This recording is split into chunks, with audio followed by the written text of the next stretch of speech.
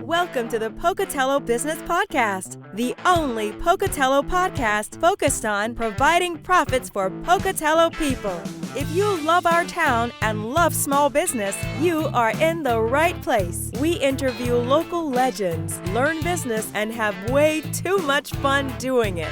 You're listening to the Pocatello Business Podcast with your friend, host, all-around great guy, and owner of Nucleane Commercial Cleaning, Spencer Ward.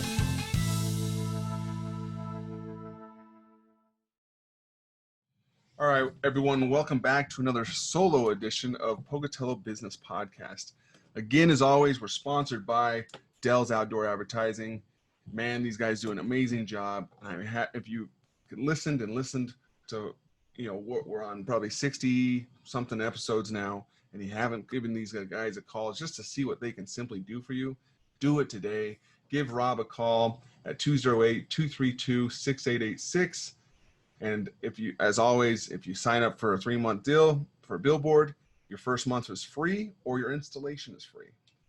And to get all the sponsorships out of the way right now, because love these guys, Pack and Go, amazing company. We just got done remodeling. They dropped the pod off just this morning. We're going to have all the time in the world to unload it at our convenience. And then they have their driver come and professionally load it back up and get it out of our way. Give them a call if you sign up to store things with them, if you just simply need to store them, or if you need to move to one location to the other, either being your home or your office. Give them a call. Give Darren a call at 208-339-2229. And again, if you sign up for a 3-month storage solution with them, you will get your first month for free. So mention the podcast, and that's what will get you those deals. Now, today, guys, man, I've been thinking a lot about it. This year, it's affected everyone differently for sure. And it's, everyone said, that 2020 is just not that year. And bad things have happened. And I'm not saying it's been all sunshine and rainbows, but at the same time, we've dealt with a lot of negativity.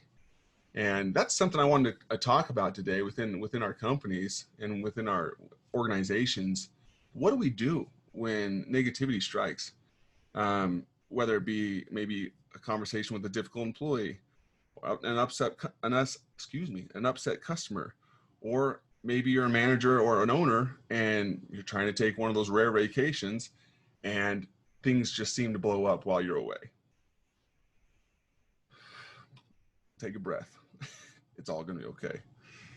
So let's start with difficult employees. Everyone has them, even though we've talked about core values in the past, and I recommend to continue, if you haven't already, find your core values. And side note from this, it's easy as texting 5 of your closest friends or family members saying, hey, give me 4 to 5 words that describe me best, and then take those words that are being used in commonality with those 5 people and make those into those core values. Mine, again, for whatever I do in my life with any company I do, is always going to be honest, have fun, make money, and work together. Those are my core values. That's how we make all of our decisions, and that's something you need to establish within your companies if you haven't already. So it's simple as this. When say you have an employee that says, she's showing up too late to go to work, or maybe her work isn't up to where it needs to be. But let's take an example of someone's showing up late and you need to address that with them. How many times have you heard, man, my car broke down. I had to go get some gas in my car. I had to take my daughter to preschool. I need to take my son to school. Whatever it is, you've heard it, right? And we know everyone has personal lives, but so does every one of your other employees have personal lives, and they can manage to get up and go put their big boy and big girl pants on and get to work on time. So why can't that individual employee get to work on time?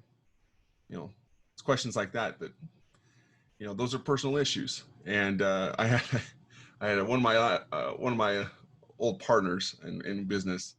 I hated it at the time, but now I love it because it's my motto now, because I hate excuses. When people give those kind of excuses to me, he used to say, it sounds like a personal problem. And there's a better way to say it, but it's that's exactly how it is. It's their problem. It shouldn't be your problem. Even though within our organizations, we should, within my organization of Nucleane, for example, we always say family comes first, of course.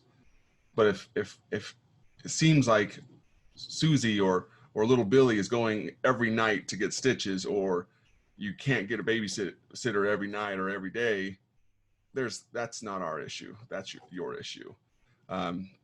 So say they come in and say, hey, I can't make it. I had to get gas. My car was broken down. My tire was low. All the excuses under the sun. The way you go about that is simply using your core values. So after all the excuses are given to you, you can simply say, well, that is a perfect description of your day. But let's talk about why your actions aren't in line with our core values. Now, are we having fun in this conversation right now?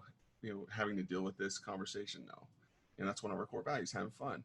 Is it being honest and to getting here in time? Is helping us to work together? No, like everyone has a car. Everyone has kids they have to deal with. Everyone has everything you're dealing with, but they're finding ways to get up. Everyone has an alarm clock they can set to get up early. Everyone has these issues, but they're able to get to work on time. So it's not helping us to have fun. It's not helping you to have fun. It's not helping us to make money. It's not helping you to make money. It's not fully being honest, because you told us you were going to be here on time to work, and you're not here to work on time. And it's not helping us work together because your teammates are counting on you and you're not here on time. So it's simply as simple as that, guys, is when you're having those conversations with your employees, it's not, you can accomplish more with a carrot than you can with a stick. And I'm a firm believer in that, but I don't believe in beating around the bush or sweeping anything underneath the rug. Have those conversations with them, help them understand when you were hired, you agreed as you were hired, that you were agreed that we were going to be a core values match, and you felt the same as we did. But these actions that you're showing are showing us that these aren't core value matches actions. So that's a simple way to deal with employees and the negativity, instead of stooping down to their level and saying, well, and bringing more negativity to the scene. Try to diffuse it using your core values and just helping them understand, like, this is we're holding up to our side of the bargain. You come to work, you work hard, we give you money. And we just need you to hold up your side of the bargain. So when it comes to difficult employees, that's one of the easy ways to deal with them.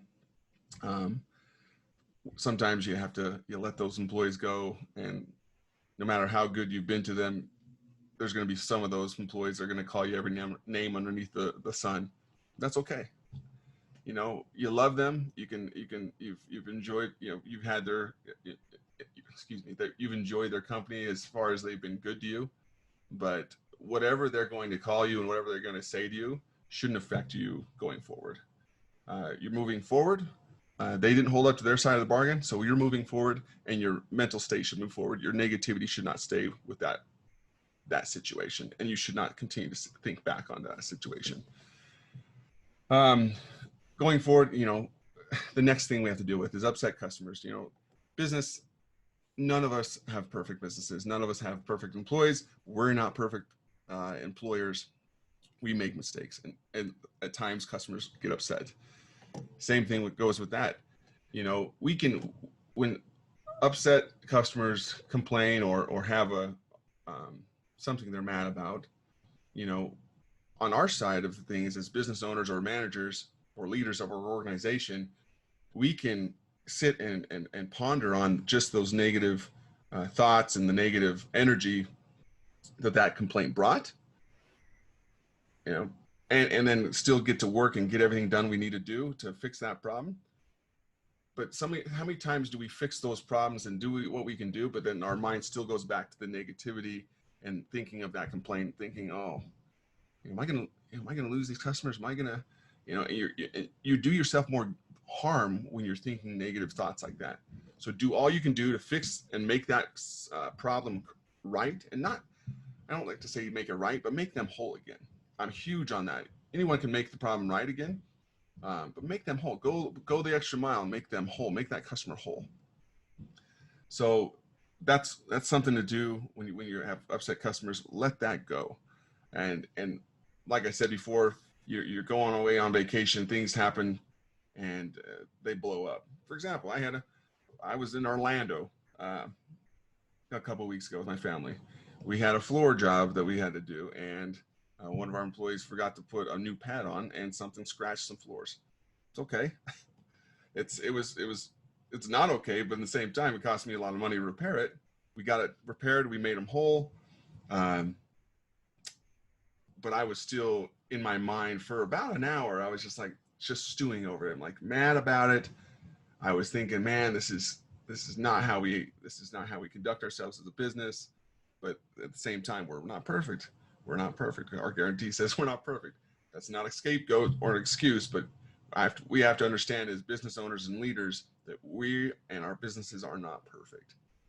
So I had to literally go inside my mind and think, okay, why would I do anything here that I wouldn't do if I was directly in Pocatello? And I said, no, we have competent people in Pocatello. We have people, they have all the means and all the processes to fix this problem and make that customer whole again. And I think, okay, I've done everything I can do. I should be enjoying my time with my family because I get rare time with my family to actually enjoy and to build memories with my family. And I had to literally go through my mind and talk myself out of being negative, brush that underneath the rug, negativity wise, and raise my mental state up and say, this isn't going to affect me. This is how I'm going to conduct the rest of my vacation with my family. I'm not going to let this ruin the vacation with my family. But how we choose to react, sometimes we train. I hate to say sometimes, because I think all the time, as we're growing up, we train ourselves how to react when bad things happen. I think it starts even when you're in sports, you lose a game, you see your teammates throwing stuff, mad, they're mad the rest of the day. They won't talk to you, and they turn on angry music. They're teaching themselves how to handle situations when losses are occurred. And that's something that we can train ourselves out of, and we don't have to react a certain way when things happen. And that's one thing I've had to learn myself as of recent in the last year or so, is that I've trained myself to react certain ways in the past that were not, helping me coincide with my core values. And I was dwelling on things. And my consultant, as the wise man he is, he told me the other day, because I was bringing up a situation that I was still frustrated with, and I was worried about, within my company. And he said, "Have you done everything you can do?" I said, "Yeah." He said, "Okay, well, let me tell you something." He's like, "I'm married. I only have eyes for my wife. I love my wife. I would never, step out on my wife. That doesn't mean I don't notice an attractive woman once in a while." And he's like, and I even point out that attractive woman to my wife, and we comment about it, and then it's done.